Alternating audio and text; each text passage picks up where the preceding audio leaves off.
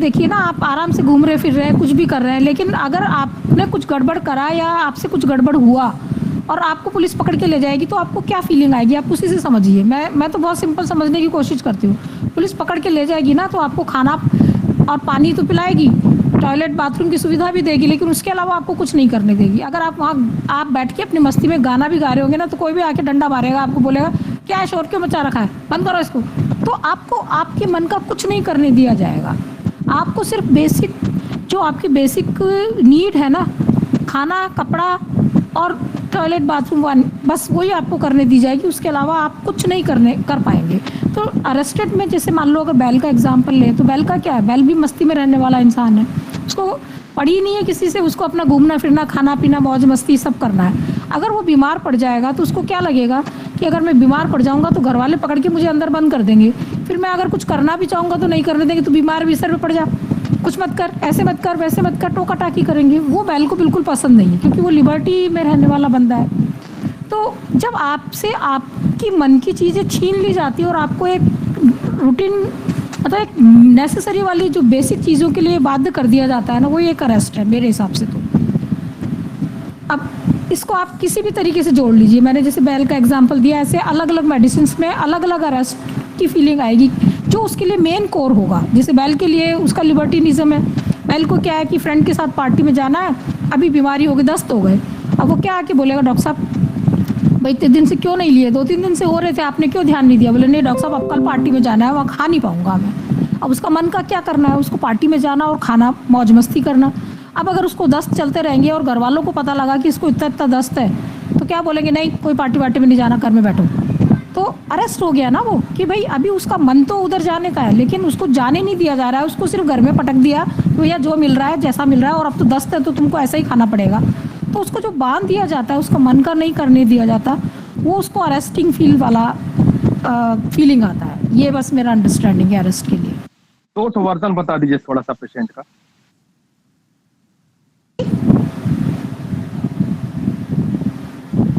Sir क्या बोले आप? पेशेंट का 2 वर्जन, पेशेंट कैसे मतलब फील कराएगा अरेस्ट? देखिए सर, जैसे मैंने अभी एग्जांपल दिया बेलाडोना का, बेलाडोना तो यही बोलेगा।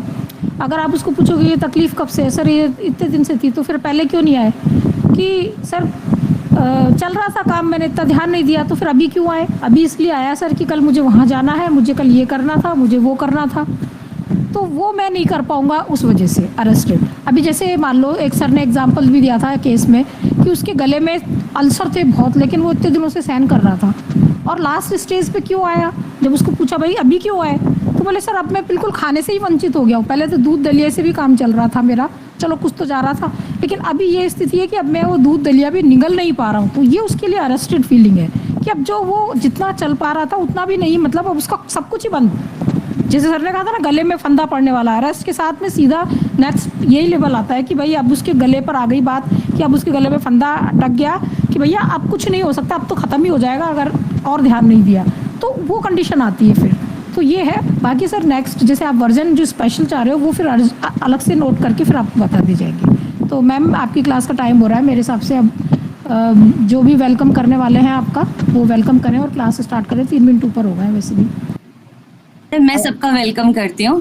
गुड मॉर्निंग और एक खूबसूरत सुबह हम सबको मुबारक हो। लखनऊ में तो बहुत अच्छा मौसम हो रखा है, आंधी तूफान और बरसात के साइंस है। होपफुली आपकी तरफ भी सब अच्छा हो।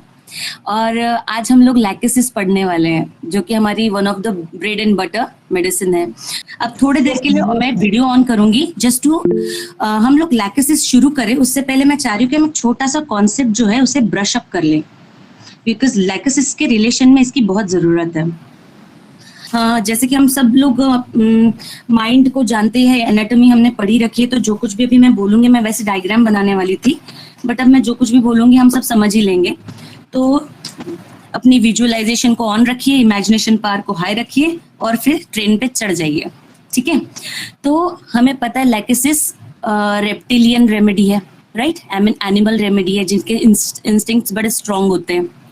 ओके, मैं सुनाई दे रहा है ना, क्योंकि पता नहीं मुझे वाली आदत है और सब लोग शांत नहीं मैम, बैठेंगे। परफेक्ट परफेक्ट हो रहा है। अगर कोई दिक्कत लगेगी तो हम आपको इंटरप्ट कर बिल्कुल देंगे। बिल्कुल। अच्छा, ठीक है एक मैम? चीज मैं आप- डिस्क्लेमर देना भूल गई कि मैं बस कुछ महीने ओल्ड हूँ इस मेथड में, तो मैं चाहूंगी कि मेरे सीनियर्स मुझे हेल्प करें और गाइड करें। ओके, Definitely, मैम, आप मैंने continue पढ़ा और कीजिए। समझा है तो वो मैं शेयर करूं।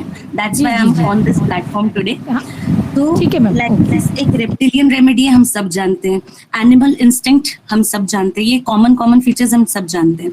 तो एक छोटा सा ना पीछे चलते हैं, बहुत पहले जब पृथ्वी पे बड़े बड़े एनिमल्स हुआ करते थे, और ह्यूमंस अभी आए ही थे, होमोसेपियंस भी आए थे और वो अपने बिल्कुल क्रूड फॉर्म में थे। तब एक ब्रेन उनके पास था जिसका नाम था सेरेबेलम, जिसको हम सब जानते हैं। इसको रेप्टिलियन ब्रेन भी कहते हैं। This is 7.5 billion years old and it is the least evolved brain. अभी ये इतना प्रिमिटिव है लेकिन इवोल्यूशन के लेवल पे अभी ये पीछे है। इसका काम क्या है? ये वैसे तो बड़ा समझदार, दुनिया भर की सारी जानकारी इसके पास, हमारे दिमाग के सारे ब्लूप्रिंट्स इसके पास, इसे हर चीज पता है। इसका एक्शन क्या है? फ्रीज, इसका एक्शन है फ्लाइट एंड फ्राइट मोड। हम सब जानते हैं ऑटोनोमस सिस्टम में जो सिंपैथेटिक नर्वस सिस्टम का फंक्शन होता है, वैसे ये दोनों को रेगुलेट करता है, पैरासिम्पैथेटिक या सिंपैथेटिक।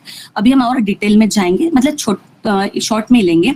और इसमें एक ऐड कर लीजिए फ्रीज रिस्पॉन्स, ये भी इसी का एक वेरिएशन होता है। फिर ये जो सेरेबेलम होता है, इसके बाद जब ये तब इसका फंक्शन क्या था? हमें प्रोटेक्ट करना। हमारे आसपास सारे बड़े बड़े एनिमल्स थे जिनसे हमें खतरा था, ठीक है? कभी से कोई भी प्रेडेटर आके हमें हानि पहुंचा सकता था, खा सकता था। तो ये इसका काम था हमें जिंदा रखना, सर्वाइवल के लिए जो कुछ भी जरूरी है ये सारे काम करता था। फिर हमारे पास डेवलप हुआ इवोल्यूशन की प्रोसेस में लिम्बिक ब्रेन, जो कि 2.5 मिलियन साल पुराना है। इसे मैमलियन ब्रेन भी कहते हैं क्योंकि ये ब्रेन तब डेवलप हुआ जब मैमल्स पृथ्वी पे आए, सस्तन प्राणी पृथ्वी पे आए।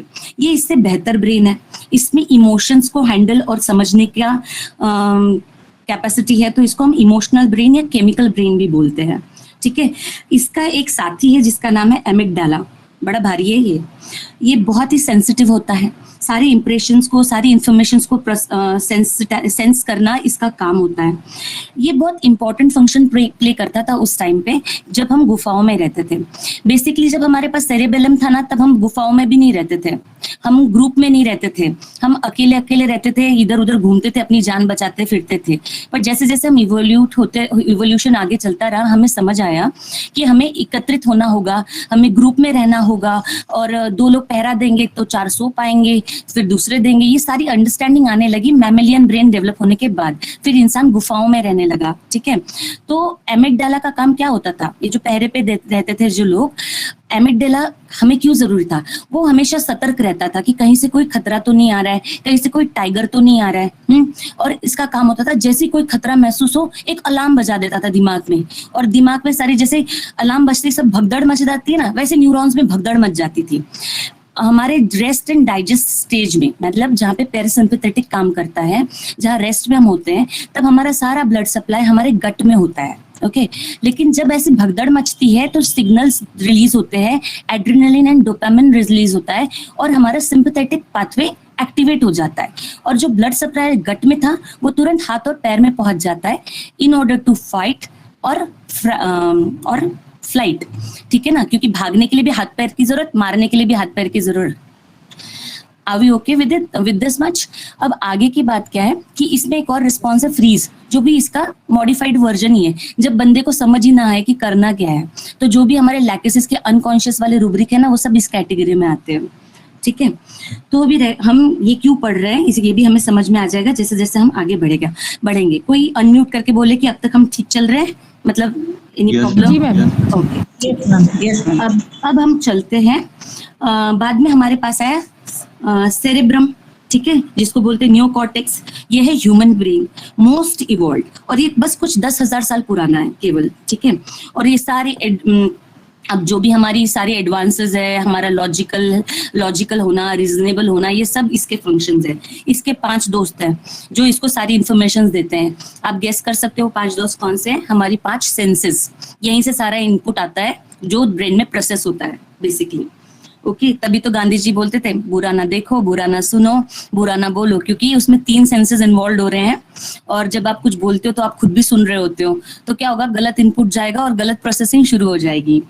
तो दिस ये सिर्फ ऐसे ही समझाया, मतलब ये इस तरह से काम करता है। इनपुट कहाँ से आता है, तो ये सिर्फ 5 सेंसेस से ही इनपुट आता है, जो सारी इन्फॉर्मेशन उसमें प्रोसेस होती है।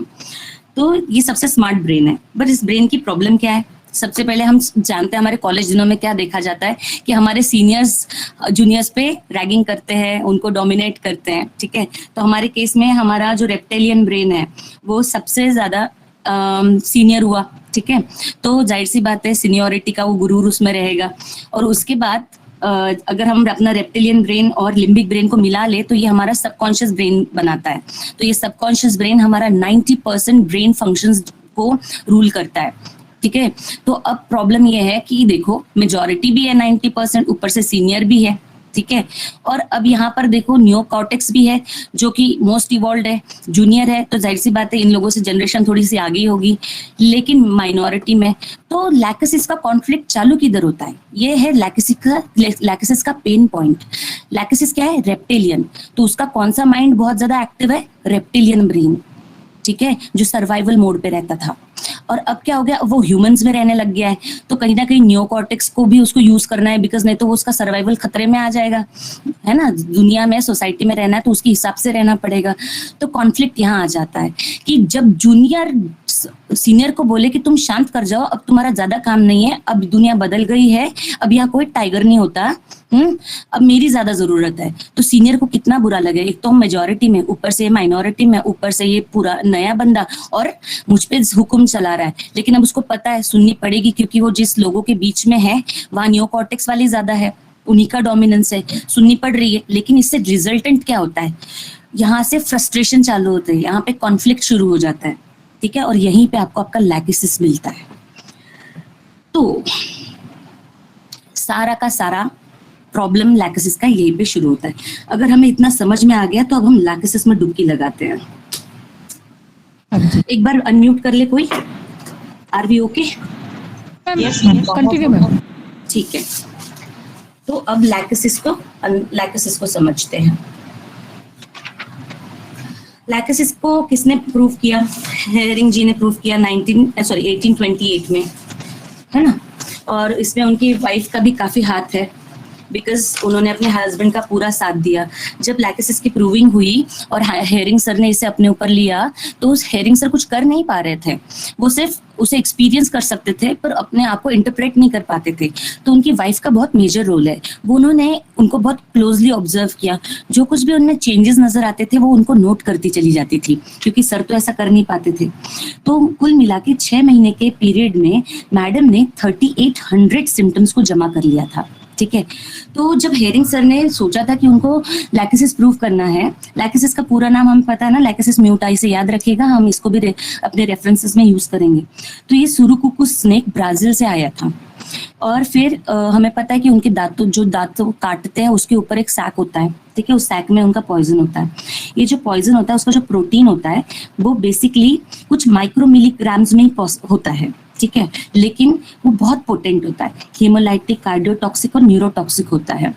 अभी इसको हमें समझना है कि इतना क्यों पोटेंट है। इसका पोटेंट मतलब इसकी एक्शन तो बढ़िया है ही, बहुत अच्छे ऑर्गन्स को ये हैम्पर करता है, हमारे मेजर ऑर्गन्स को, लेकिन इसका ना स्प्रेड बड़ा फास्ट है। जैसे हम पानी के सरफेस पे चीनी डाल दे या हनी डाल दे या नमक डाल दे, उनका घुलने का टाइम पीरियड आप इमेजिन कर सकते हो, विजुअलाइज कर सकते हो। Lot of visualisation is required on my part. मैं बहुत कुछ आपको बताऊंगी, कीप विजुअलाइजिंग देन। लेकिन अगर उसी पानी के पूरे टब भर पानी में अगर 2 बूंद या 1 चम्मच तेल डाल दिया जाए तो कितना क्विकली पूरे सरफेस पे फैल जाता है। This is how the poison spreads. इसका प्रॉब्लम ये है कि ये झट से ब्लड के सरफेस से फैल जाता है, and it's very quick to act, and that's makes it very dangerous thing. Okay, अच्छा, 1828 से 68 तक, मतलब करीब 40 तक हमारे पास जो सुरुकुकुस स्नेक आया था ब्राजील का, उसी का लैक्सिस बनता रहा मार्केट में, ठीक है, वो प्रोवाइड करते रहे। 68 में सांप मर गया, तो उसको जार में भर के अच्छे से फिलाडेल्फिया म्यूजियम में Philadelphia museum of natural science में प्रिजर्व करके रखा है। किसी का जाना हो तो जाइएगा, फोटो खींच के लाइएगा, हमें भी बताइएगा। और फिर उसके बाद लैकेसिस विवाद में रही कि भाई पॉइजन को कैसे अलाउ किया जाए, लेकिन डॉक्टर हेरिंग, जिनको आज हम अमेरिका की होम्योपैथी का फादर मानते हैं, उनके एफर्ट्स को देखते हुए अमेरिका ने फैसला किया कि नहीं, ये बहुत बड़ी डिस्कवरी है और ये वेस्ट नहीं जानी चाहिए। Then they allow another surukuku snake, and जिसको अमेरिका में ही लाया गया और वहां से उसका पॉइजन निकाला गया, पोटेंटाइज किया गया। तो जब ये आया ना तो बड़ा सेलिब्रिटी बन गया था वो स्नेक, पेपर में आ गया था, surukuku arrives in the state for homeopaths and all that, बड़ा पेपर में नाम आ गया था। तो ये काफी रेवोल्यूशनरी चीज हुई थी उस टाइम पे, और माना जाता है कि आज भी हम मार्केट में जो लैकेसिस यूज कर रहे हैं वो शायद उसी स्नेक की है। ठीक है, मुझे पता नहीं है, सुनी सुनाई बातें हैं, देख लीजिएगा। ठीक है, तो जैसे कि मैंने बताया लैकेसिस के अंदर क्या है, ड्युअलिटी है। क्यों है? क्योंकि उसके क्राइसिस की स्टेट है। क्राइसिस की स्टेट कहाँ से आ रही है? उसकी कॉन्फ्लिक्ट स्टेट से आ रही है, जहाँ पे एक least involve brain most evolve brain से झगड़ा कर रहा है। मोस्ट इवॉल्व ब्रेन कह रहा है तुम्हारी अभी आवश्यकता नहीं, there is no tiger, and subconscious mind कह रहा है भले there is no tiger but I am train for something and you have triggers around you. तभी तो किसी ने कुछ बोल दिया, हमको लग जाता है और फटाक से हमारी पूरी इमोशनल स्टेट ही बदल जाती है। 5 मिनट में झगड़ा खत्म होता है, लेकिन घर आके रिश्तेदारों को, घर वालों को, सबको बता बता के अगले 5 घंटे तक उसी का मनन चिंतन करते हैं। These are the triggers, they are all around us, and this subconscious mind is so well trained to handle this triggers. That's why हम लोग हमेशा एक स्ट्रेसफुल सिचुएशन को फेस करते हैं, या जो भी आज हमारी लाइफ में प्रॉब्लम है, या हम डॉक्टर्स की जो डिमांड बढ़ गई है ना, ये हमें सबकॉन्शियस माइंड को थैंकफुल होना चाहिए। ये सारा टाइम वो अमिगडाला नाचता रहता है, थरथराता रहता है, पूरे जगह पे भगदड़ मचाता रहता है, एड्रेनलिन डोपामिन सिक्रीट होता रहता है, और पूरी बॉडी का नॉर्मल मैकेनिज्म ऑल्टर हो जाता है। देखो ये सारी चीजें बड़ी अच्छी है, लेकिन कुछ हद तक जरूरत पर, अगर आप दिन भर में 1 घंटे में 3 ट्रिगर मिल रहे हैं, किसी की और भी हाइपर सेंसिटिव बंदा है तो उसको 25 ट्रिगर मिल रहे हैं, और सारा टाइम वो एक्साइटेड स्टेट में रहेगा, तो उसका क्या हाल होगा? We are meeting such patients in our clinic day to day, right? How pathetic it becomes for them. They can't enjoy life, the beauty of the life जो हमें मिली है, ये लाइफ, उसको नहीं एंजॉय कर पाते, वो अपने सफरिंग्स में जीते रहते हैं। तो ये सब चलता रहता है हमारी सबकॉन्शियस माइंड में।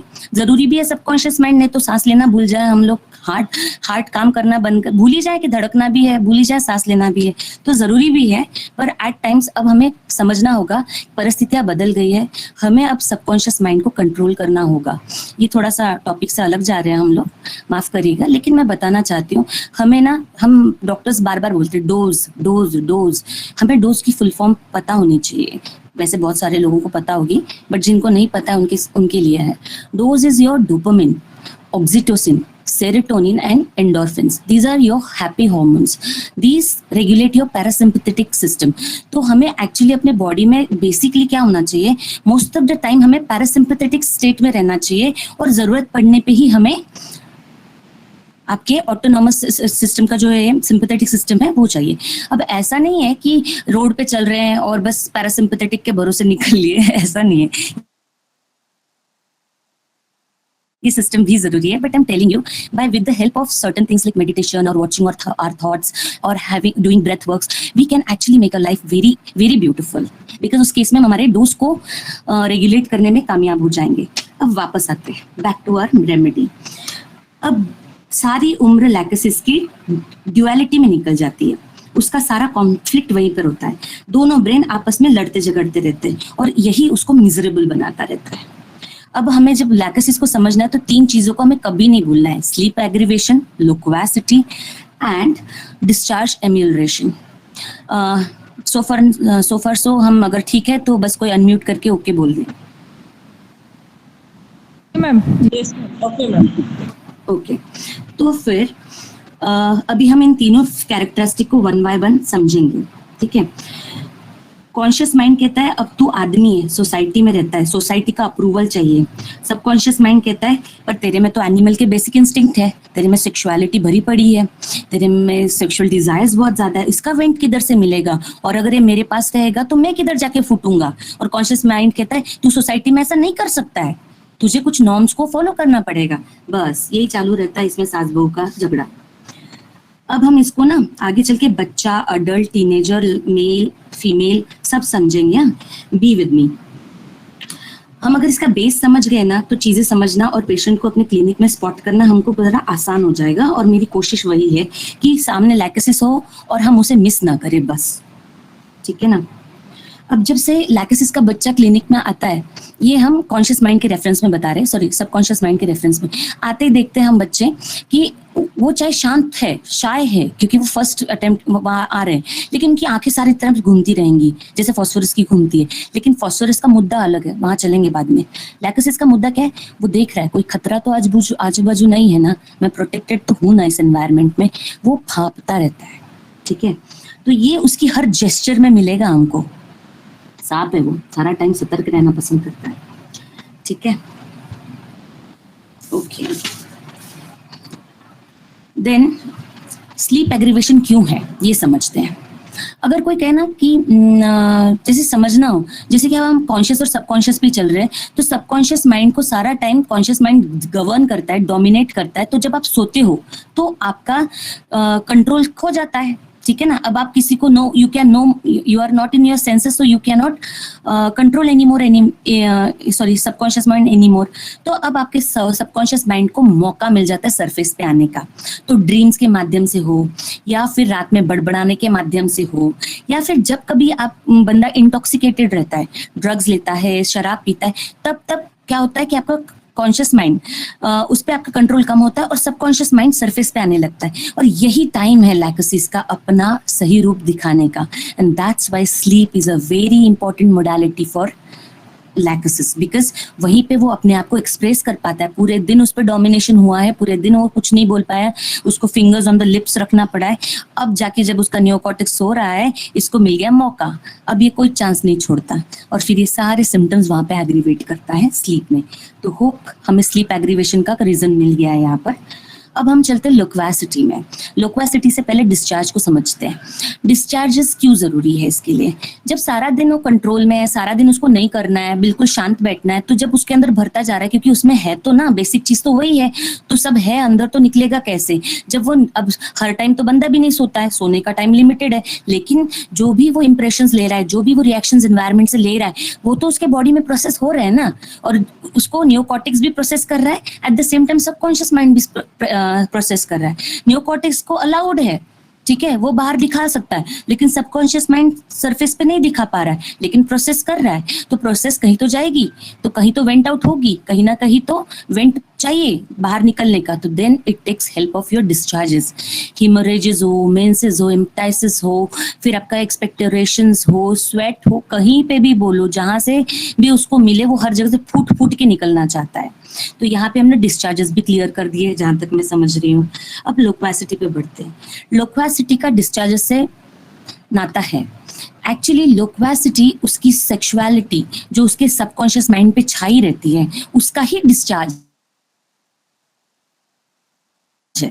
लोक्वासिटी मतलब बात कर करके वो कहीं ना कहीं डिस्चार्ज कर रहा है उस एनर्जी को, दैट सेक्सुअल एनर्जी जो उसका ड्राइव है मेन, उसको वो रिलीज कर रहा है। तो लोक्वासिटी उसका एक बहुत इंपॉर्टेंट पोटेंशियल डिस्चार्ज है, ये हमें समझना पड़ेगा। लैकेसिस विदाउट लोक्वासिटी थोड़ा डिफिकल्ट है बॉस, ठीक है ना, क्योंकि वो एक सेफ मोड है अपने आप के इमोशंस को रिलीज करने का। ठीक है, वैसे ही एक और चीज है हरीडनेस। लैकेसिस के पेशेंट थोड़े से हरीड वरीड भी मिलते हैं आपको, तो ये हरीडनेस भी आपका डिस्चार्ज है सबकॉन्शियस माइंड का। Okay, so we are till now clear with night aggravation, loquacity and discharge generation. Okay, कोई हाँ थोड़ा स्पीड स्लो रखिए, कुछ को शायद फास्ट लग रहा है। ओके, ठीक है, बढ़िया। पर ठीक चल रहा है ना, आप लोगों को कॉन्सेप्ट समझ में आ रहा है? मैं थोड़ा यस मैम, बिल्कुल बहुत अच्छा चल रहा है। ठीक है, ओके देन। फिर थोड़ा स्लो बोलेंगे तो बहुत अच्छा। नहीं नहीं, बिल्कुल बिल्कुल बिल्कुल, मैं बिल्कुल स्लो बोलूंगी, मतलब बहुत नहीं, क्योंकि हमें कवर करना है, पर आप लोग उसको ग्रास्प कर सके इतना, ठीक है? Shweta, yes, Asma here. हाँ आसमा बोलो। लाइकिसिस मत बनो, थोड़ा स्लो जाओ। हाँ मुझे भी वही लग रहा था, ओके ओके, लेकिन बहुत जबरदस्त इसकी जा रहा है, एनर्जी ना मेरे अंदर से ड्राइव हो रही है। बहुत जबरदस्त जा रहा है। हाँ? Yes yes, thanks dear. तो फिर हम समझते हैं, जिनसे मैंने ये लैकेसिस सीखा है उन्होंने एक बात बोली कि अल्कोहलिज्म को हम समझ सकते हैं, इसका बड़ा गहरा रिश्ता है लैकेसिस के साथ। जैसे कि अभी मैंने बताया कि इंटॉक्सिकेशन बड़ा रोल प्ले करता है, ठीक है ना, उसको मौका मिल जाता है जब वो इंटॉक्सिकेट होता है, उसके सबकॉन्शियस को मौका मिलता है। आपको समझना पड़ेगा, यहाँ पे आपकी मेजॉरिटी सबकॉन्शियस माइंड है, आपका 90% एरिया सबकॉन्शियस माइंड रूल करता है, आपकी सबसे प्रिमिटिव ब्रेन सबकॉन्शियस है, और जो कुछ भी वहाँ नियोकॉर्टेक्स प्रोसेस कर रहा है वो सब कुछ नया है। तो बेचारे सबकॉन्शियस माइंड पे बहुत अत्याचार है, वो सब कुछ कर सकता है लेकिन वो फिर भी कुछ भी बाहर नहीं निकाल सकता, और वो सब कुछ 90% ज्यादा कर रहा है उससे, तो वो कहाँ जाएगा? So loquacity plays a role, hurriedness plays a role, and हम ज्यादातर देखते हैं कि अल्कोहलिज्म के पेशेंट्स, ये नहीं कि सारे के सारे लैकेसिस होते हैं, लेकिन most of the Lachesis are alcoholics, मतलब रिलेशन मिल जाएगा आपको जस्ट बिकॉज वो उनका वेंट का तरीका है। अच्छा, लैकेसिस को सिर्फ अल्कोहलिज्म ही नहीं है, बहुत और भी तरीके हैं। जब उसकी एनर्जी बाहर नहीं निकल पाती है, सेक्सुअल एनर्जी, तो वो क्या करता है, वो स्पिरिचुअलिटी की तरफ जाता है, वो रिलीजियस बन सकता है, आपको रिलीजियस वर्जन मिल सकता है, आपको ऐसा बंदा मिल सकता है जो करियर में बड़ा एम्बिशियस और एक्सेल कर रहा है, ठीक है। ये सारे उसके वेंट्स हैं, बी कॉशियस। इसमें फिर आप नक्स वक्स वो जरा देख लीजिएगा,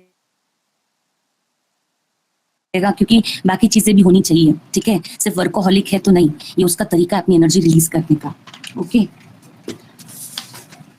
अल्कोहलिज्म पे चलते हैं और इस टॉपिक को खत्म करते हैं। अल्कोहलिज्म में पेशेंट, अगर आपको जैसे कोई पेशेंट आपके पास आता है और कहता है कि भाई जो है मैं अल्कोहलिज्म, हमारा पेशेंट अल्कोहल पीता है या जो भी है, या पेशेंट खुद से कह रहा हो कि मैं पीता हूँ तब मुझे बहुत दिक्कत होती है। अभी पाठक रेपर्टरी में जाएंगे ना तो हमें अल्कोहल एग्रीवेशन में भी मिलेगा और अल्कोहल एमलरेशन में भी मिलेगा। तो अब हम दोनों चीजों में इसको समझने की कोशिश करते हैं। पहले एमलरेशन समझते हैं, क्योंकि हम उसी सीक्वेंस में चल रहे हैं। उसने क्योंकि पीने के बाद वो इंटॉक्सिकेट हो गया। इंटॉक्सिकेशन होने के बाद क्या होता है कि आपके सेंसेस पे कंट्रोल चला जाता है, और जब सेंसेस से कंट्रोल चला जाता है तो इन्फॉर्मेशन ज्यादा नहीं आती, इन्फॉर्मेशन नहीं ज्यादा आती तो नियोकॉर्टेक्स प्रोसेस नहीं कर पाता, और जब उसके पास मटेरियल नहीं है, रॉ मटेरियल नहीं है, तो प्रोडक्शन क्या होगा, तो थोड़ा सा साइड में हो जाता है कि भाई मेरे पास कच्चा माल ही नहीं है, और सबकॉन्शियस को मौका मिल जाता है कि भाई ठीक है तू साइड हो लिया है तो अब मैं मैदान मारूंगा। तो इसमें क्या होता है, वो एमलरेशन की स्टेट होती है कि अल्कोहल पिया और उसको एमलरेट हुआ, क्योंकि अब उसको नियोकॉर्टेक्स से छुटकारा मिला थोड़ी देर के लिए ही सही। और जब सबकॉन्शियस माइंड में जब आप चले जाते हैं तो आप जनरली उस बात पे फोकस करने लग जाते हैं, जो चीजें, जो थॉट्स आपको रिपीटेड आते हैं या आपको बॉदर करते हैं, ठीक है, ऐसे कॉन्फ्लिक्ट्स जो आपको बॉदर करते हैं, वो जाके आप जब बार बार मनन चिंतन करोगे किसी भी टॉपिक का, ये यूनिवर्सल है, नॉट फॉर लैकेसिस ओनली, तो क्या होता है आपके दिमाग में न्यूरल पाथवे बनने लगता है, स्ट्रॉन्ग न्यूरल पाथवे, जैसे कि कोई मोटा सा रस्सा, समझ रहे हैं, बाकी न्यूरॉन्स थ्रेड्स समझिए। और जब आप एक ही टाइप का थॉट बार बार लाते हैं अपने दिमाग में, वो किसी से भी रिलेटेड हो, ये हम सब ह्यूमंस पे एप्लीकेबल है, तो तब वो रस्से की तरह बन जाता है। आज जो साइंस रिसर्च करता है न्यूरोप्लास्टी पे, ये इसी कॉन्सेप्ट पे बेस्ड है कि यहाँ पर आप जो आपके पहले के ट्रेट्स है जिनको आप फॉलो कर रहे हो, जो रस्से आपने मजबूत बना लिए और जिसकी वजह से आपकी लाइफ ड्राइव हो रही है, आप न्यूरोप्लास्टिक के थ्रू कुछ हैबिट्स बना सकते हो, और इन रस्सों को कमजोर करने की तो खैर जरूरत नहीं पड़ती उसमें, क्योंकि क्या करते हो आप अपनी एनर्जी को पुरानी चीजों को तोड़ने से ज्यादा नई चीजों को डेवलप करने में लगा देते हो। आप कुछ नई हैबिट्स को डेवलप करते हो। हैबिट क्या होती है, वो चीज जो आप रेगुलर बेसिस पे करो, और न्यूरल पाथवे तभी बनता है जब हम कोई चीज रिपीटेड बेसिस पे करते हैं। हमारे ब्रेन को सिग्नल जाता है कि this thing is important for this person because is doing it repeatedly, he is not letting me remove that item from his short memory and get the place खाली। नहीं, ये बार बार कर करके मुझे बता रहा है कि ये चीज इंपॉर्टेंट है, और अब मेरा फंक्शन तो ये है कि जो कुछ रिवीजन में आती है, जो कुछ बार बार आती है, उसको मुझे शॉर्ट टर्म मेमोरी से लॉन्ग टर्म मेमोरी में मूव करना ही करना है। ठीक है, और तब बनता है आपका न्यूरल पाथवे। तो न्यूरोप्लास्टी में जनरली आजकल यही किया जा रहा है, आपकी एनर्जी को पूरी तरह नई हैबिट्स पे फोकस कर दिया जाता है ताकि आप नए पाथवेज बनाओ। और कुदरत का रूल है, जिस चीज को खाना पानी मिलेगा, दाना पानी मिलेगा, वो चीज हेल्दी बनेगी। तो जब आपके थॉट्स और आपकी चीजें, हैबिट्स और आपका सारा फोकस नई चीजों पे जाता है, नई हैबिट्स पे जाता है, तो automatically इमैसिएशन starts on the old habits, old pathways जो बने हुए हैं, और वो रास्ता फिर से कमजोर होकर टूट जाता है क्योंकि न्यूट्रिशन ही नहीं मिल रहा, फोकस का न्यूट्रिशन ही नहीं मिल पा रहा है। ठीक है, ये बहुत इंपॉर्टेंट कॉन्सेप्ट है, ये हर इंसान अपनी लाइफ में अप्लाई कर सकता है। जो भी चीज हमें तकलीफ दे रही है ना, उसे बाय बाय करने का मौका आ गया है हमारे पास, just by understanding few concepts, understand to become more aware and start doing it on our own. आपको बहुत मटेरियल मिल जाएगा, ऑथेंटिक मटेरियल मिल जाएगा। आई वुड रिकमेंड, क्योंकि हम सब में इम्प्रूवमेंट का स्कोप है और हमें ये खूबसूरत जिंदगी को बहुत अच्छी तरह से जीने का पूरा हक है। तो मुझे लगता है हमें परेशान होने की जगह सोल्यूशंस ढूंढने चाहिए। ठीक है ना, अब फिर से वापस आते हैं, एमल्ट्रेशन की बात चल रही थी, अल्कोहलिज्म की। तो इस तरह से अल्कोहल उसको एमल्ट्रेट करता है क्योंकि अब बस वो बाकी सारी छोटी मोटी धागों को छोड़कर उस मोटे रास्ते पे फोकस कर सकता है। ठीक है, और वही चीजें फिर वो इंटॉक्सिकेशन की स्टेट में बढ़ाता है। ठीक है, उसी चीज पे चर्चा करता है। यहाँ पे ना जिन डॉक्टर्स ने एक रेमेडी मुझे एक्सप्लेन की थी और जहाँ से मैंने पॉइंट्स पिकअप किए, इट्स अ मिक्स्ड मटेरियल, पर जहाँ से ये पॉइंट पिकअप हुआ है, उन्होंने बोला उनके घर में एक व्यक्ति थे, बड़े रिलीजियस थे। ठीक है, और वो अल्कोहलिक भी थे। तो उनका एक ट्रेट था, जब भी वो पीते थे खूब रोते थे। तो घर में शर्त लग गई एक दिन कि अगर इन्हें मौका ही ना दी जाए रोने का तो क्या ये रोएंगे। तो कुछ लोग तो बोले कि नहीं ये फिर भी रोएंगे, और कुछ लोगों ने बोला कि नहीं, शर्त लगाते हम कोई मौका नहीं देंगे, ये नहीं रोएंगे। तो उनके कमरे में ना सारे फ्रूट्स, जरूरत की चीजें, उनकी फेवरेट खाने उस दिन बने, हर चीज जिससे कोई चांस ना मिले। जो हो सकता है कि पास्ट में जिस बातों पे उन्होंने इशू क्रिएट करके रोए होंगे, वो सारी इन लोगों ने टेक केयर कर ली। ठीक है, और फिर क्या हुआ, डॉक्टर साहब की मदर उनको पानी देने अंदर गई या चाय देने अंदर गई, और तुरंत ये बंदा उनको देख के रोने लगा, तुम मेरी बहन हो, तुम मेरी बहन हो। और फिर वहां पे वो बहन उनकी शर्त हार गई, क्योंकि अब समझ में आ गया कि उनको कोई वजह नहीं चाहिए, बहन होना कोई वजह है रोने की नहीं। He started and he went on crying. तो ज्यादातर डॉक्टर का कहना ये भी था कि आपको ना, आपके पास अगर अल्कोहलिक का पेशेंट आए ना, तो एक बार पूछ के जरूर देखिएगा कि जब आप नशे में होते हो, चाहे उनके IPR से चाहे उनसे, आप क्या करते हो। अगर बंदा कहता है रोता हूँ, तो जरा लैकेसिस को ध्यान में रखिएगा। ठीक है, अब कुछ केसेस में ना बंदा हंसता भी रहता है। एक्चुअली क्या है, रोने वाली केसेस इसलिए भी ज्यादा मिलती है क्योंकि कॉन्फ्लिक्ट है उसके अंदर, द्वंद्व चल रहा है, और द्वंद्व कभी अच्छा नहीं होता है।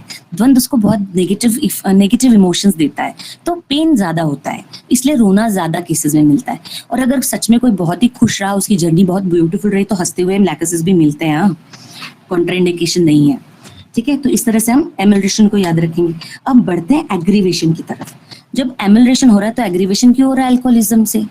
अब क्या होता है, जब वो सुबह उठता है, हमने ये भी पढ़ा है, केंट में भी पढ़ा है, काफी ऑथेंटिक बुक्स में पढ़ा है कि जैसे स्लीप प्रॉब्लमेटिक है उसके लिए, उसकी कंप्लेंट्स बढ़ती है, वैसे मॉर्निंग भी उसके लिए अनप्लीजेंट ही रहती है, क्योंकि वो मॉर्निंग में उठने के बाद सोचता है कि उसने क्या रायता फैलाया, क्या गदर मचाया रात में। और जब उसे समझ में आता है तो फिर वो अपसेट हो जाता है, क्योंकि अब नियोकॉर्टेक्स उठ गया है, अब वो अपना गुस्सा दिखाता है, अब उसको बुरा लगता है, वो अपना डिसअपॉइंटमेंट शो करना शुरू करता है सबकॉन्शियस माइंड पे कि मैं थोड़ा सा क्या साइड हो गया, तुमने ये क्या गदर मचा दिया, and that makes it worse. ठीक है, इसलिए alcohol aggravation. Okay, hope I am clear and is my speed okay? Please unmute. Yes ma'am, okay. ठीक है, अब हम चलते हैं लैकेसिस के क्लेयरवोयंस पे। ठीक है ना, ये भी एक बहुत सॉलिड सिम्टम है उसका। तो क्लेयरवोयंस में हमें काफी रेमेडीज मिल जाती है, लेकिन क्लेयरवोयंस सबका अलग अलग होता है। लैकेसिस का क्लेयरवोयंस बहुत ही क्लियर है, बहुत ही क्लियर है। अगर हम एक सांप को देखते हैं तो हमेशा अपनी स्किन, कान होते नहीं है उसके, तो स्किन से वाइब्रेशंस को फील करता रहता है ना, खतरे को जांचता परखता रहता है कि किसी डायरेक्शन से खतरा है तो नहीं। तो इसी के चलते उसमें ये क्लेयरवोयंस डेवलप हो गया। अब वो भापने लग गया है, ठीक है। अब वो पहले वो प्रोटेक्शन के लिए या फिर खतरे के लिए भागते भागते वो इतना स्मार्ट हो गया है कि अब वो आपके सामने बैठा है और वो जानता है कि उसको कैसे बिहेव करना है, ठीक है, क्योंकि उसे चिंता किस चीज की है, उसका क्लियरेंस कहाँ काम करता है, वो सामने वाले बंदे को समझ लेता है कि ये उसके लिए मतलब वरीसम क्या है, उसको पहले शक होता है और शक से ये बातें पैदा होती है। उसके लिए ये मैटर करता है कि सामने वाला मेरे लिए क्या सोच रहा है, जो भी सोच रहा है उससे मुझे कोई खतरा तो नहीं है, ठीक है। सारा गेम खतरे पे चलता है इसका।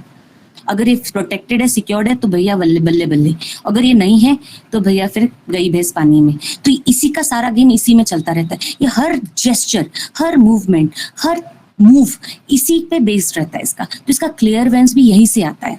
तो ये पहले सामने वाले को झांकेगा, देखेगा कि ये मेरे बारे में सोच क्या रहा है और इसकी सोच मेरे लिए खतरनाक है या मेरे लिए सेफ है, ठीक है। तो क्लियरेंस लैकेसिस का इसमें नहीं है कि वो फ्यूचर प्रिडिक्ट करेगा या क्या है, फ्यूचर प्रिडिक्ट कर रहा है लेकिन किस सेंस में कर रहा है, खतरे के सेंस में। बाकी भविष्य नहीं बता रहा है कि धरती पे भूकंप कब आएगा, तुम कामयाब होगे कि नहीं होगे, उसको कोई लेना देना नहीं। वो सेफ है कि नहीं सेफ है, फ्यूचर में आने वाले पलों में वो सेफ है कि नहीं सेफ सामने वाले से, यही उसका कंसर्न है एंड यही उसका क्लियरेंस है।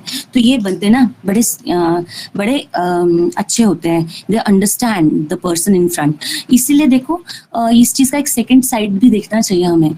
कहते हैं कि तकलीफ आप जब तक नहीं सहते ना, आप दूसरों की तकलीफ को समझ नहीं पाते, मतलब उस एहसास को तब तक नहीं समझते जब तक वो एहसास आपके पास नहीं होता है। तो लैकेसिस में काफी तकलीफ है, ठीक है। एक ऐसी तकलीफ है जिसपे उसका कोई कंट्रोल ही नहीं है और वो कांस्टेंट 24/7 365 डेज उसके दिमाग में चलता रहता है, जिसपे उसका कोई काबू नहीं है और वो जबरदस्ती उस पर काबू करने की कोशिश कर रहा है। मतलब एक और फोर्सेबल सिचुएशन है उसके लिए, ठीक है ना, उसे अगेंस्ट द फ्लो जाना पड़ रहा है। तो lot of repulsion is there, lot of conflict is there. और अब ऐसे में उसको अपने आप को मेंटेन भी करना है सोसाइटी में। तो केंट कहते हैं आप जब लैकेसिस को अपने क्लिनिक में पाए तो उसके साथ हम जानते हैं डुअलिटी है, कई चीजें वो सही बताएगा, कई चीजें वो आपको बताएगा जो उसने इमेजिन की है, विजुअलाइज की है, जो कि वो मानता है कि सच है और शायद वो सच ना भी हो, ठीक है। लेकिन केंट साहब ने स्पेशली एक पूरा पैराग्राफ डिवोट किया है इस बात को कि जब आपके केस में, आपके क्लिनिक में लैकेसिस और आप भाप ले इस बात को, तो आप उसके साथ एम्पथाइज करें, उसके साथ साथ चले। वो कहे ये दिन तो दिन कहे, वो कहे रात तो रात कहे। कहने का मतलब क्या है, वो जब आपको अपनी इल्यूजन और विजुअलाइजेशन की ड्राइव पे ले जाए ना तो हो लीजिए, क्योंकि अगर उसने आपके अंदर झांकना चालू कर दिया और उसको पता चल गया कि आपने उसको पकड़ लिया, तो फिर आपका केस थोड़ा इधर उधर हो सकता है और वो मैनिपुलेशन शुरू कर सकता है, ठीक है। तो ये केंट साहब ने स्पेशली इसको रिमार्क करके बोला था, तो मुझे लगा बताना जरूरी है। ओके और क्लियरेंस के सेक्शन में मैं एक चीज भूल रही हूँ जो मैं बताना चाह रही थी, मुझे याद आती है तो हम बात करेंगे उस पर, ठीक है। पर अब आगे बढ़ते हैं। जिस तरह हमने देखा था स्लीप एग्रीवेशन, लोक्वासिटी और उसके लिए डिस्चार्जेस उसके कैरेक्टरिस्टिक्स है, वैसे ही लैकेसिस का कोर आपको मिलता है कंपटीशन में, जेलसी में और फेम में, ठीक है। फेम इसकी बड़ी चाहत है, इसको वो अपना एक तरह का वेंट लगता है, ठीक है। जैसे कि बताया गया इसकी सेक्सुअल एनर्जी इसका ड्राइव है और वही उसको हर जगह नचाता रहता है और सारा टाइम इसका सबकॉन्शियस माइंड वेंट ढूंढता रहता है। या मुझे वो पॉइंट याद आ गया, हम उस पर बात करते हैं। लैकेसिस जैसे मैं कह रही थी ना कि जब आप किसी एहसास को समझते और फील करते, एक्सपीरियंस करते, तो आप लोगों को समझ सकते हैं। तो आप देखिए हम डॉक्टर्स का लोगो भी सरपंच है ना, उसमें सांप है और एशियन टाइम से सांपों को हीलिंग के तौर पे देखा जाता है और शायद इसीलिए हमारे लोगों में सांप है। तो क्यों हम हीलर्स हैं, क्योंकि शायद हम एहसासों को समझ सकते हैं, ठीक है। तो मेरे ख्याल से लैकेसिस के जो लैकेसिस के जो डॉक्टर्स होंगे वो बहुत बढ़िया डॉक्टर्स होंगे। इसका मतलब ये नहीं कि बाकी नहीं है, बट जस्ट मैं बस कह रही हूँ कि they are a very good healers. और जरूरी नहीं कि वो बाय प्रोफेशन डॉक्टर्स हो, हमें बहुत सारी एनर्जी हीलिंग्स कल्चर्स में, सिस्टम्स में हमें बहुत सारे लैकेसिस मिलते हैं because they believe in that. Okay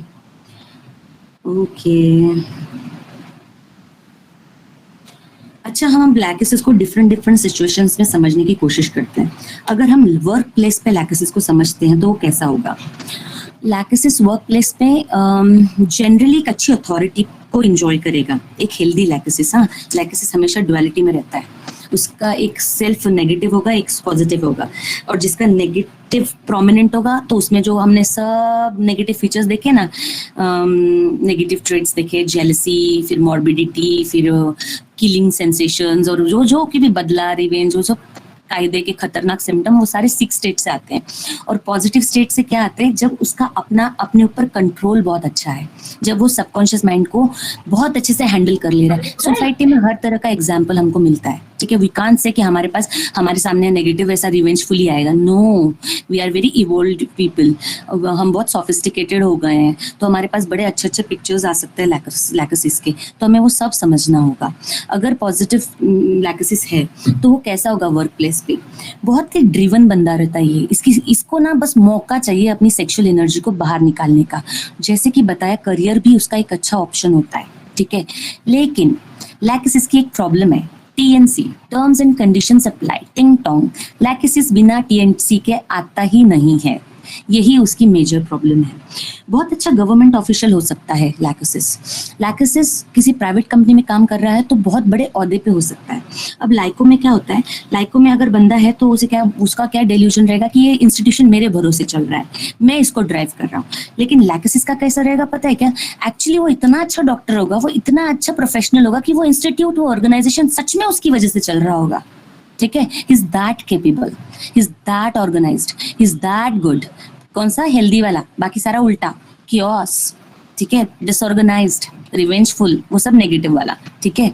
हम इसको सारी स्टेट्स को समझेंगे, ठीक है। सब अच्छा रहता है, लेकिन जैसे कि बताया, टीएनसी जरूरी है इसके हर काम में, ये इसके लिए काम बहुत जरूरी है, बहुत अच्छे से ये करता है। और इसमें ना वो क्या बोलते, जज्बा है कि ये पूरा का पूरा सिस्टम ड्राइव कर सकता है। लेकिन सिर्फ प्रॉब्लम टीएनसी का है, और इसकी टीएनसी है फ्रीडम, इसको हर चीज अपने हिसाब से करनी है। अब बताओ गवर्नमेंट सिस्टम में कैसे हो सकता है? वहाँ पे हर चीज का प्रोटोकॉल होता है, ठीक है ना। आपके पास ये आते हैं, क्या बोलते हैं, पूरा एक कोई स्कीम आती है तो उससे रिलेटेड सारा मुझे वो वर्ड नहीं आ रहा है, लेकिन सारा डॉक्यूमेंटेशन आता है जिसको आप फॉलो करते हो। अब ऐसे में लैकसिस की कौन सुनेगा? ये कहता है मैं अपने मन से करूंगा, मैं अपने हिसाब से चलूंगा और मैं अपने ही तरीके से करूंगा, क्योंकि उसको बहुत अच्छे से अपना काम आता है, गुड। लेकिन ऐसे काम नहीं चलता सोसाइटी में, ये फिर से उसका सबकॉन्शियस माइंड यहाँ पे गफलत मार रहा है। उसको मौका क्या मिल गया एनर्जी ड्राइव करने का, तो वो फिर से ओवर पार कर रहा है। और सोसाइटी नियोकॉर्टेक्स के हिसाब से चलती है, ठीक है ना। ऐसे कैसे कोई किसी को किसी की मनमानी करने देगा? तो फिर वहां से उसकी प्रॉब्लम चालू हो जाती है। अगेन उसके साथी या उसके साथ वाले कॉलीग्स है या उसके सीनियर्स है, जब उसको टोकते हैं, उसको मना करते हैं, उसको वो फ्रीडम लेने नहीं देते, तो लैकसिस की प्रॉब्लम शुरू हो जाती है। क्योंकि अब उसको वेंट मिला था और आपने वहां पे स्टॉपर लगा दिया, उसको नहीं पसंद आया, और फिर उसका शुरू हो जाता है jealousy, revenge, rage, that negative picture comes in. Hope I am clear? Unmute somebody. Yes, ma'am. Okay. अब आगे बढ़ते हैं। लैकसिस अभी हमारे पास ना कुछ रेमेडीज है, जैसे लाइको है, आर्सेनिक है, सल्फर है और लैकसिस है। वैसे और ये सारी रेमेडीज, मतलब इस वाली जो मैं बताने जा रही हूँ उसमें और भी रेमेडीज आती हैं, लेकिन हम 4 पे बात करेंगे।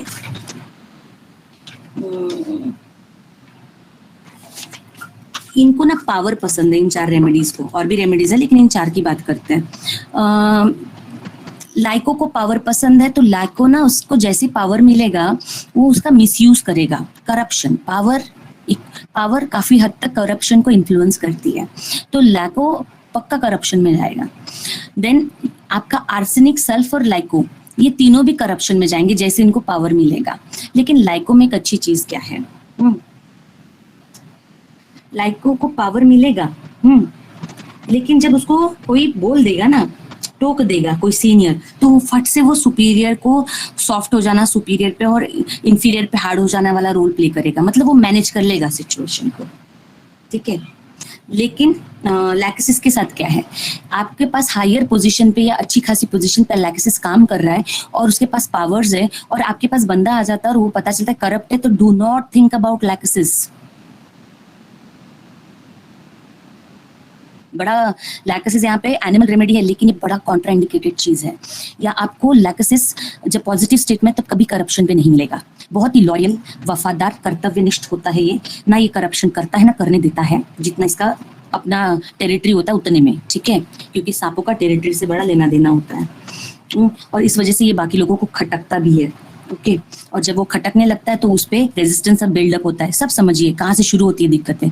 फिर अब जब दूसरे को, अगर एक ही ऑफिस में लाइको भी है, आर्सेनिक है, सल्फ है और लैकोसिस है, और सबके सब अच्छी अच्छी पोजीशंस पे है, और अब ये हो रहा है कि लैकोसिस प्रमोट हो गया है, इनका सीनियर बन गया है। अब लैकोसिस को करप्शन तो करना नहीं है, और लाइको के पास भी एक पोजीशन है, उसको अपने लेवल पे करप्शन करना है। इधर आर्सेनिक को भी करने का है, सल्फ को भी करने का है, और ये करने नहीं दे रहा है क्योंकि अब इनको रिश्ते रिपोर्ट करना है। तो क्या होगा, एक फिर से कॉन्फ्लिक्ट आ जाएगा। फिर ये लोग तरीके निकालेंगे, इसके काम में कीड़े करेंगे, अंगारे डालेंगे, ताकि जो है ये डिस्टर्ब हो जाए। और जब लैकोसिस डिस्टर्ब हो जाएगा, उसको लगेगा कि मेरे को मेरे हिसाब से काम करने को नहीं मिल रहा है, फ्रीडम मेरा क्या बोलते ऑब्लिटरेट हो रहा है, तो फिर इसने चले जाना अपने नेगेटिव स्टेट में। फिर रिवेंज लेना, जेलस होना, चीजें कर जो नहीं करना है वो भी कर बैठना, ठीक है ना। तो इस तरह से ट्रांजिशन मिलता है आपको। अगर आप इससे बेस्ड क्वेश्चंस पूछेंगे जब आप सस्पेक्ट कर रहे होंगे, तो आपको चीजें क्लियर होती चली जाएंगी, ठीक है। अब लैकोसिस का और मनी का भी बड़ा मस्त ये है। हमने देखा ना पुरानी पिक्चरों में, हर चीज का कुछ ना कुछ सिग्निफिकेंस होता ही है, कि खजाने के मटके पे देखो हमेशा सांप बैठे रहते थे सुरक्षा के लिए। लैकोसिस का पैसों के साथ पूरा पूरा संबंध है। लैकोसिस बंदा ही ऐसा है कि वो हर चीज पैशन के साथ करता है। पैशन कहाँ से आता है? जब आपकी एनर्जी वहां आ जाती है। एनर्जी कहाँ से आती है? जब आपका फोकस होता है। बहुत इंटरकनेक्टेड है ये सब। Where your focus goes, energy flows, and where your energy flows, outcome starts coming from there, ठीक है। सीधी सीधी बात है, सीधा सीधा इक्वेशन है, डायरेक्टली प्रोपोर्शनल वाला। अब बंदा पैशनेट है तो एनर्जी है, एनर्जी है तो फोकस है उस पर्टिकुलर एरिया में, तो जाहिर सी बात है सक्सेस भी वहीं पर है। आउटकम की बात हो रही है। और जब सक्सेस है तो मनी फॉलोज, ठीक है। तो लैकोसिस को मनी ढूंढ लेता है अगर वो पॉजिटिव स्टेट में, और lachesis is devoid of money when it is he is in his negative trait. Okay, ठीक है। ओके, देन लैकोसिस सस्पिशियस होता है, जो नेगेटिव स्टेट ट्रेट वाला होता है, ठीक है। अब सस्पिशियन को हम 2-4 और रेमेडीज के साथ समझेंगे। Arsenic, lyco, hyos and puls and lachesis, ठीक है। 5 लोगों को लैकोसिस का सस्पिशन हम जानते हैं, ठीक है। जब भी वो अपने नेगेटिव ट्रेट में एंट्री लेता है तो सस्पिशन एक बहुत इंपॉर्टेंट कैरेक्टरिस्टिक हो जाता है। लैकोसिस का सस्पिशन काहे का होता है? उसके क्लेयरवॉयंस से जुड़ा है। फिर से उसको सस्पिशन रहेगा, क्या मैं यहाँ सही हूँ, यहाँ पे सही इन द सेंस मतलब सुरक्षित हूँ, ठीक है। ये जो सामने वाला बंदा है इससे मुझे कोई खतरा तो नहीं है। अगर हम जनरली हाउसवाइफ का यहाँ पे एग्जांपल दिया जाता है, हर एग्जाम्पल मतलब जनरली लोग प्रेफर करते हैं, तो उसी के नाते भी समझ लेते हैं कि अगर लैकोसिस बीवी है तो वो शक करती रहेगी इनका कहीं अफेयर तो नहीं है, कहीं कुछ और प्रॉब्लम तो नहीं है, क्योंकि वो अपनी सुरक्षा जांच रही होती है इससे कि मैं सिक्योर तो हूँ ना, मेरे इस टेरिटरी में किसी और का इंट्रूजन तो नहीं है ना, कोई घुस तो नहीं आया है ना, ठीक है। ये लैकोसिस का कंसर्न होगा, और यही से उसका क्लियरवॉयंस है। सब कुछ इंटरकनेक्टेड है, बस तार जोड़ते जाओ, ठीक है। अब आर्सेनिक का सस्पिशन किधर से है?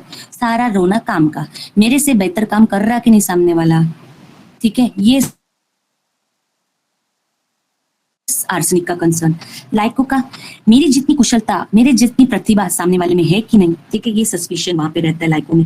हायोस में क्या है? कहीं मेरे को धोखा तो नहीं मिल जाएगा, ये उसका प्रॉब्लम रहता है। और पल्सेट इलाका होता है, कोई मुझे दिया हुआ वादा कोई तोड़ तो नहीं देगा, ठीक है। Hope we are clear with the type of suspicions, differentiating with the different remedies.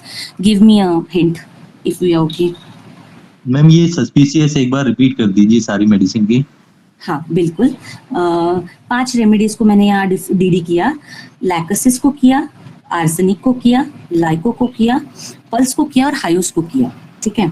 तो लैकोसिस में, अब जब लैकोसिस पढ़ रहे तो हम लैकोसिस को पहले समझेंगे। लैकोसिस का सारा सस्पिशन का ओरिजिन किधर होता है? उसको बस एक ही चीज से मतलब है, मैं सुरक्षित हूँ कि नहीं, मेरे को कोई खतरा तो नहीं, ठीक है। तो सारा सस्पिशन वही से आता है, और वही से उसका क्लियरवॉयंस का भी ओरिजिन है। वो जो क्लियरवॉयंट है वो भी इसी वजह से, जैसे कि मैंने थोड़ी देर पहले बताया था। तो अगर एक मैरिड वुमेन है तो उसको लगेगा कि मेरे हस्बैंड का ऑफिस में कोई चक्कर तो नहीं चल रहा है, थोड़ा सा भी उसके बिहेवियर में, क्योंकि वो हमेशा ऑब्जर्व करती रहती है, हमेशा अपने स्टेटस को जांचती रहती है सामने वाले की आंखों में, ठीक है ना। तो वो देखती रहेगी, थोड़ा सा भी बदलाव नजर आया तो इसके दिमाग की घंटी बजना चालू ये तो नहीं होगा, वो तो नहीं होगा, वो सिर्फ अपनी सेफ्टी देखती, मैं सेफ तो हूं ना, मेरी टेरिटरी में कोई और औरत तो नहीं आ गई ना। Similarly is with the man, उसको भी यही प्रॉब्लम रहता है, दिस सस्पिशन। और हमेशा लैकेसिस बोलो तो सेक्सुअल ड्राइव को आप कभी भी साइड नहीं कर सकते, ठीक है, वो हमेशा किसी ना किसी फ्लेवर में वहां मौजूद रहेगा, अपनी मौजूदगी जताता रहेगा। तो यहाँ पे हस्बैंड वाइफ का वही हुआ उन दोनों को उस रिलेशन में प्रॉब्लम आने लगेगा, वो वहां पे सस्पिशियस हो जाएंगे, वहां पे ज्यादा ध्यान रखेंगे, ठीक है। अब आर्सेनिक पे चलते हैं। आर्सेनिक को प्रॉब्लम रहता है काम से, उसको लगता है जितना जैसे मैं काम कर रहा हूँ ये आगे वाला बंदा वैसे काम करेगा ना, वो उतना अच्छे से कर पाएगा ना। This is the concern and the suspicion, cause of suspicion in the case of arsenic, okay. Then comes the lyco का सस्पिशन आता है, मैं जितना प्रतिभाशाली हूं, मैं जितना कुशलता पूर्वक काम करता हूं, क्या ये सामने वाला बंदा उस तरह कर पाएगा, ठीक है। उसका सस्पिशन उस ओरिजिन से आता है, वहां पे उसका कंसर्न लाई करता है। हायोस का है, कहीं मुझे धोखा तो नहीं मिल जाएगा, that fearful state, that suspicion state comes from that angle in हायोस। And in pulsatilla उसको प्रोमिसेस से मतलब है, उसको लगता है मेरे को दिया हुआ वादा रखेगा ना ये सामने वाला, ये वादा कहीं तोड़ तो नहीं देगा ना, मेरे को छोड़ तो नहीं देगा ना। Getting my point here, this way comes the puls का suspicion. Am I okay, am I clear? बिल्कुल ma'am, yes ma'am, okay, thank you. आगे बढ़े, यस मैम। ठीक है। मैम बेल का भी बता दीजिए। क्या बता दो? मैम बेलाडोना का भी बता दीजिए। बेलेडिना का सस्पिशन मुझे लगता है, see I told you I am not so very pro but I still try whatever I understand. उसका सस्पिशन ना उससे आता है, फ्रिवलस होता है, उसका ना अरेस्टेड वाला फीलिंग, उसको ना हमेशा ये रहता है कि भाई मेरा फ्रीडम तो नहीं स्नैच हो जाएगा मेरे से, ठीक है ना। आप उसको बोल दो भैया मेरे दवाई खाते खाते कॉफी मत पीना, बंदे को बात हजम नहीं होगी, ठीक है। उसको लगेगा यार अभी कॉफी नहीं पीना है, ठीक है, ये या फिर कह दो ये मत खाना वो मत खाना, अच्छा मैं खा नहीं पाऊंगा, उसको प्रॉब्लम हो जाता है, उसको अरेस्टेड वाला फीलिंग आने लगता है, उसको लगता है मेरा फ्रीडम चला गया। तो मुझे लगता है that suspicion can come from here. और इस क्वेरी को प्लीज सीनियर्स नोट कर ले, इसमें किसी को ऐड करना हो तो अंत में जरूर करिएगा, ठीक है ना, क्योंकि हम सबको सीखना है। आपने बिल्कुल सही कहा, ये बैल का परफेक्ट है, उसका फ्रीडम नहीं जाना चाहिए, चाहे खाने पीने किसी भी चीज़ को लेकर उसकी मन की बात नहीं, दूर नहीं होनी चाहिए बस उससे जो वो करना चाहता है।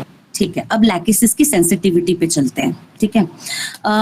हमने पता है कि लैकेसिस बड़ा सेंसिटिव पर्सन होता है, हमने पढ़ा है, बहुत अच्छा है ये सेक्शन, सब लोग फोकस करिएगा, बड़ा मजा आएगा। लैकेसिस बड़ा सेंसिटिव होता है, सारे एक्सटर्नल इंप्रेशंस उसको अफेक्ट करते हैं। अब लोग ना उस वो पर्टिकुलर सिम्टम्स में नहीं जाएंगे, हमको मालूम है कि वो सेंसिटिव होता है, उसके सारे सेंसेस ओवरवर्क करते हैं, ठीक है ना। अब हम यहाँ पे मुद्दा समझते हैं।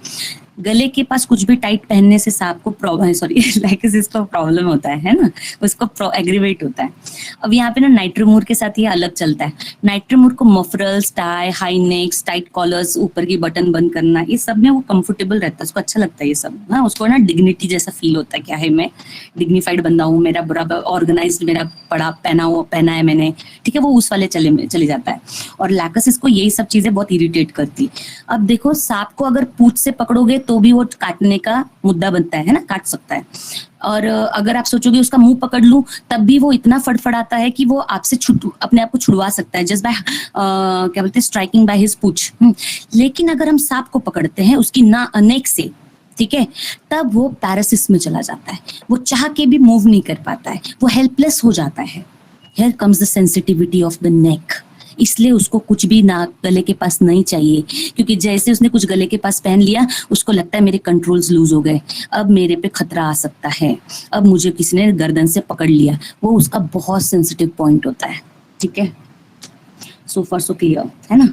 अब देखते हैं इसकी सेंसिटिविटी को। और केंट साहब ने बताया है बहुत खूबसूरती से कि जैसे लैकेसिस में और भी कोई रेमेडी है, याद नहीं आ रही है मुझे, उसमें भी ये देखा गया है, कालीबाई और किसी एक और में है कि स्लाइटेस्ट प्रेशर देते ही पेशेंट एग्रीवेट हो जाएगा, अच्छा, उन्होंने ना लैकिस कैलीबाई के पेशेंट के लिए ये एग्जांपल दिया था। मैं प्लीज आप लोगों को बताना चाहूंगी क्योंकि ये सब हमें क्लिनिक्स में और बाकी चीजों में काम आ सकता है।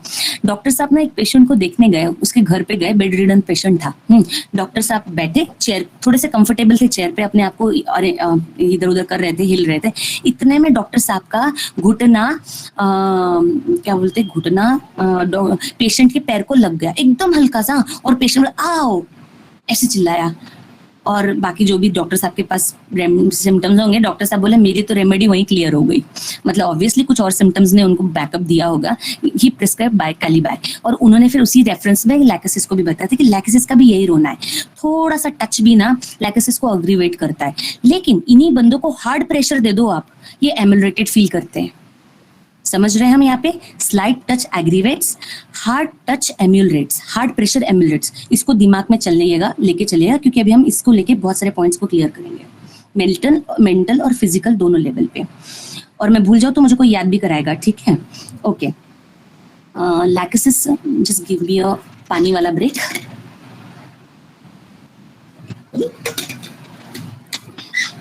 यस, तो लैकोसिस के पेशेंट को अगर आप घर पे विजिट करने जाएंगे तो केंट साहब का कहना है, अगर आपको कोई पेशेंट ऐसा मिला जो अपने घुटने से या अपने पैर की अंगूठे से अपनी चादर को ऊपर उठाए हुए है, या फिर हाथ की एक उंगली से ऊपर उठा रखा है ताकि बेडशीट उसको टच ना करे, तो लैकोसिस को जरूर दिमाग में ले आना। उसको बेडशीट का टच सहन नहीं होता है, वो नहीं चाहता कि कुछ उसको टच करे, तो ऐसे ना वो टेंट की तरफ ऊंचा उठा के रखेगा। होप सबने विजुअलाइज कर लिया?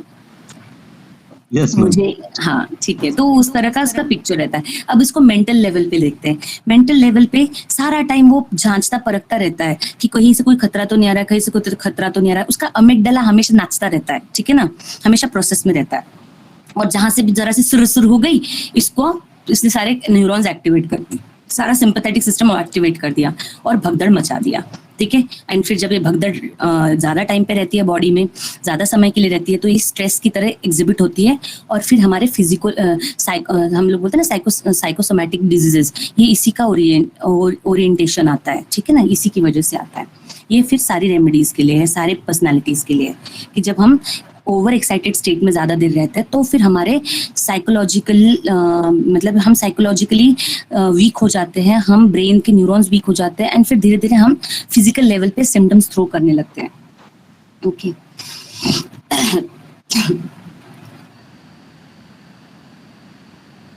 अब हम हार्ट प्रेशर वाला समझ रहे थे, अब हम इसको थ्रोट कंप्लेन में समझते हैं।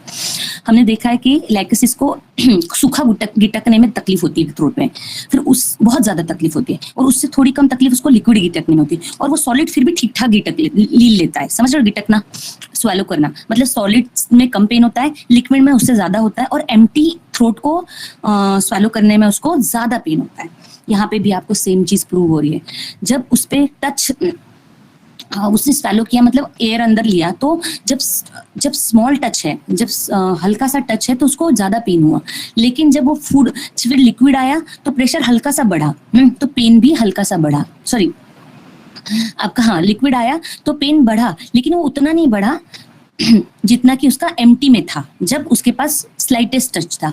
और जब वो बोलस लेता है मुंह में, खाने का निवाला अंदर लेता है, तो उसके फैरिंग्स में प्रेशर आता है। खाने का जो बाइट होता है वो तो मांस है ना एक, तो वो प्रेशर एक्सर्ट करता है while passing from oesophagus and that narrow place, ठीक है। तो वहां पे क्या होता है, प्रेशर एक्सर्ट होता है, तब उसको हार्ड प्रेशर एक्सर्ट होने से एमुलेशन मिलता है, या फिर कह लीजिए उसका पेन उतना ज्यादा नहीं होता है, ठीक है। यहाँ पे हम क्लियर कर सकते हैं इस चीज को।